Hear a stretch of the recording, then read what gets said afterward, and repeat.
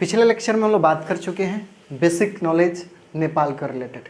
अब हम लोग आगे बढ़ रहे हैं। जो रिवर शेयरिंग ट्रीटी हुआ है उसमें आज दो ट्रीटी हम लोग समझेंगे, एक ट्रीटी ऑफ कोसी और उसके बाद ट्रीटी ऑफ गंडक की बात करेंगे। ट्रीटी ऑफ कोसी तो पहले चीज़ हम लोग समझ लेना चाहिए कि कोसी रिवर है क्या और वो किधर से ट्रैवल करते आती है। तो कोसी रिवर है मतलब नदी है, तो कोई दिक्कत नहीं। आपको पता है अगर ये बिहार है, बिहार को गंगा दो पार्ट्स में डिवाइड करती है, ठीक है। इसको हम लोग बोलते हैं नॉर्थन, ठीक है, और इसको बोलते हैं साउथ, ठीक है।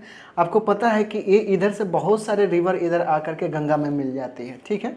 ये रिवर, एक रिवर जो है एक कोसी रिवर, ठीक है, कोसी रिवर, और इसके अबाउट लगभग 3-4 ऐसे डिस्ट्रिक्ट है अपने इंडिया का जो इस कोसी रिवर से क्या है अफेक्टेड होता है, क्योंकि ये जो होता है रिवर कंटिन्यू फ्लो कर रहा होता है। कंटिन्यू फ्लो करने की वजह से यहाँ पे जब सीज़न आप देखेंगे बारिश का सीज़न होता है तो ये पूरे एरिया बाढ़ से क्या हो जाता है, बाढ़, ये पूरे एरिया में बाढ़ आ जाता है।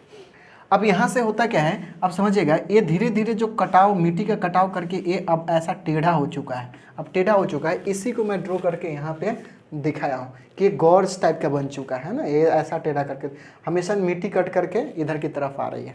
तो यहाँ से अब बात बनती है कि ये तो ठीक है। अब एक और बात कि इसको हम लोग बोलते हैं सौरो ऑफ बिहार, इसको बोलते हैं sorrow of Bihar, double of Bihar, ठीक है। मतलब ये बिहार का क्या बोलते हैं, शोक बोलते हैं। बिहार मतलब ये सौरो मतलब होता है दुख, है ना, दुख के कारण को बोलते हैं। तो यहाँ पे जो पूरा एरिया है बाढ़ से बढ़ हमेशा क्या हो जाता है, दह जाता है, जिसके कारण से सौरो ऑफ बिहार भी इसको कहा जाता है, या शोक नदी, बिहार का शोक नदी भी कहा जाता है। अब समझिएगा, ये जो है तिब्बत से आसपास से निकलती है, एक्चुअली तिब्बत के टॉप मोस्ट पॉइंट से निकलती है। एक्चुअली माना जाता है कि नेपाल में ही, सॉरी हाँ नेपाल में ही है। तो यहाँ से ये क्या करती है, नेपाल से ये ट्रैवल करते हुए अपने इंडिया में आती है और इंटर करती है, सुपौल डिस्ट्रिक्ट है वहाँ पे इंटर करती है अपने इंडिया में। और उसके बाद सहरसा, उसके बाद आती है कैटरिया। कैटरिया में जो है यहाँ पे ये डिस्ट्रिक्ट नहीं है, एक सिटी है, ठीक है, उस वहाँ पे जाती है। और उसके बाद ये है गंगा में जाकर के मिल जाती है, कहाँ, कुरुसेला में जाकर के गंगा में मिल जाती है, ठीक है। तो पहला याद रखना, सुपौल में अपने इंडिया में एंट्री करती है और उसके बाद सहरसा, उसके बाद सहरसा, ये दोनों कौन चीज़ है, तो आप देखेंगे इसके बगल में सहरसा के, सुपौल के बगल में मधुबनी भी आता है, उसके नीचे में मधुबनी भी आता है, सॉरी इसके बगल में मधुबनी, ये सारा चीज़ आता है।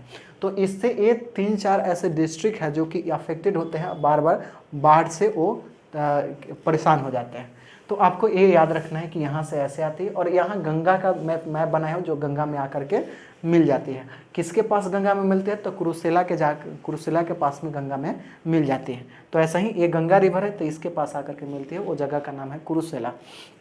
अच्छा, इस कोसी रिवर को तो एक नाम हम लोग सौरो ऑफ बिहार मतलब शोक नदी बिहार का कहते हैं, साथ में इसको साप्ती कोसी भी कहते हैं। साप्ता कोसी इसलिए बोलते हैं क्योंकि इसके सात जो है ट्रिब्यूटरीज हैं, मतलब इसको सहायक नदियां हैं, तो उसके वजह से हम लोग इसको साप्ता कोसी भी कहते हैं।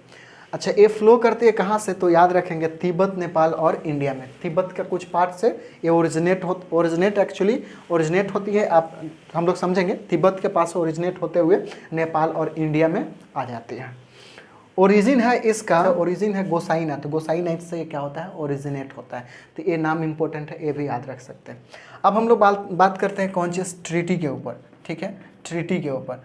अब हम लोग ट्रीटी पे बेसिक बात हम लोग समझ गए कि ऐसा ऐसा कुछ है।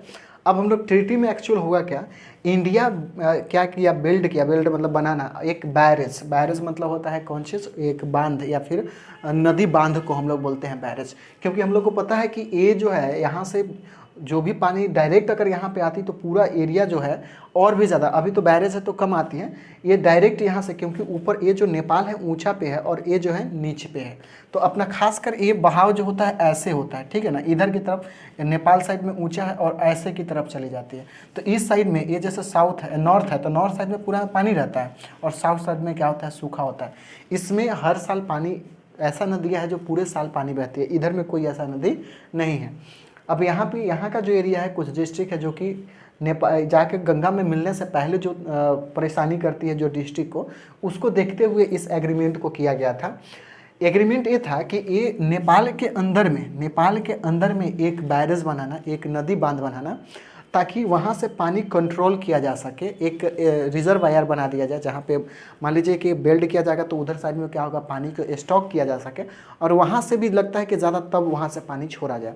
तो उससे लेकर के एक इंडिया बैरेज बनाने के लिए एक किया गया। उसके पहले एग्रीमेंट हुआ, तो सारी कहानी, तो इंडिया एक बैरेज बनाया, और ये जो बैरेज बनाया तो इंडिया बनाएगी, अपने पैसा से बनाएगी, तो उसको ऐसे लीज पे लिया गया। कितने साल के लिए, तो 199 साल के लिए ये लीज पे लिया गया। इसका मैनेजमेंट भी कौन देखेगा, इंडिया ही देखेगा, सारी चीज़ इसका इंडिया ही देखेगा। कितना साल के लिए, ये 199 साल के लिए। अच्छा, ये जो साइन हुआ था कब हुआ था, ये जो बैरेज बनाने के लिए जो एग्रीमेंट हुआ या फिर ट्रीटी हुआ, उसमें क्या कब साइन किया गया था, 25 अप्रैल 1954 को, 1994 ईस्वी को ये क्या किया गया, इस पे साइन किया गया। अच्छा, साइन करने वाले कौन थे, तो यहाँ पे याद रखिएगा, अपने इंडिया से गुलजारी लाल नंदा थे, और वहाँ से वीर सुमेश्वर जी थे, ठीक है, वीर सुमेश्वर सिंह। अच्छा, ये पीएम, अब उस समय का पीएम जो था अपने इंडिया का, वो कौन थे, नेहरू जी थे, और वहाँ का मोट्रिका प्रसाद जी थे, मोट्रिका प्रसाद जी थे, कहाँ का, नेपाल का। ये एक्चुअली मोट्रिका नहीं, मट्रिका प्रसाद जी हैं, ठीक है ना। तो वहाँ का वो उस समय का पीएम थे, कहाँ का, नेपाल का, और यहाँ पे पंडित जवाहरलाल नेहरू। साइन करने वाले ये हैं, ठीक है, और ये उस समय का, इन्हीं के इन्फ्लुएंस आकर, इन्हीं को मतलब कहने से ये चीज़ किया गया था। अच्छा, ये जो बैरेज बनाया गया है, ये बैरेज बनाया गया है, बैरेज कहाँ पे बनाया गया, तो इंडिया के एकदम बॉर्डर के पास से ही ये बनाया गया है बैरेज को, ठीक है, एकदम नज़दीक में ही बनाया गया, जिसका लेंथ कितना है, 1115 किलोमीटर है लेंथ इसका, 50 किलोमीटर का ये लेंथ है, बैरेज बनाया गया है, ठीक है।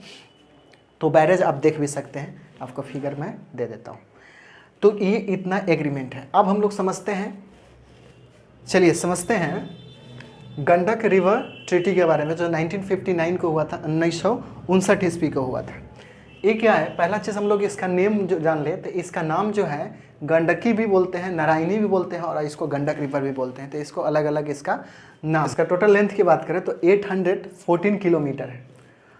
सोर्स की बात करें, निकलती कहाँ से है, तो हिमाल ग्लेशियर से निकलती है, जो कि नुबिन हिमाल ग्लेशियर के नाम से हम लोग जानते हैं।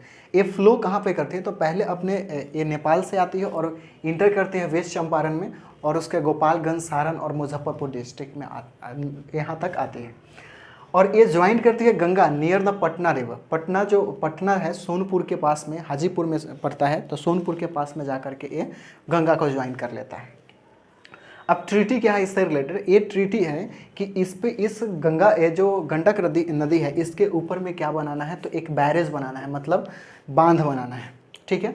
और एक कैसा, तो कनाल सिस्टम होगा, एक कनाल सिस्टम बनाना है, जिसपे एक प्रोजेक्ट बनाना है, कौन सा, हाइड्रो पावर प्लांट्स, और हाइड्रो पावर प्लांट्स बनाने हैं उस पर, और उससे बिजली क्या करना है, वो वहाँ से जनरेट करना है, और 20,000 मेगावाट जनरेट करके किसको, पहले नेपाल को देना है, ठीक है। तो ये एग्रीमेंट हुआ था किसमें, ट्रीटी ऑफ गंडक रिवर में। तो ये आई होप इतना कहानी आपको समझ में आया। नेक्स्ट हम लोग मिल रहे हैं नेक्स्ट ट्रीटी के साथ, क्योंकि अभी बहुत सारे चीज़ बाकी है, तो नेक्स्ट लेक्चर में नए कंसेप्ट के साथ मिलते हैं। जब तक एंजॉय करें।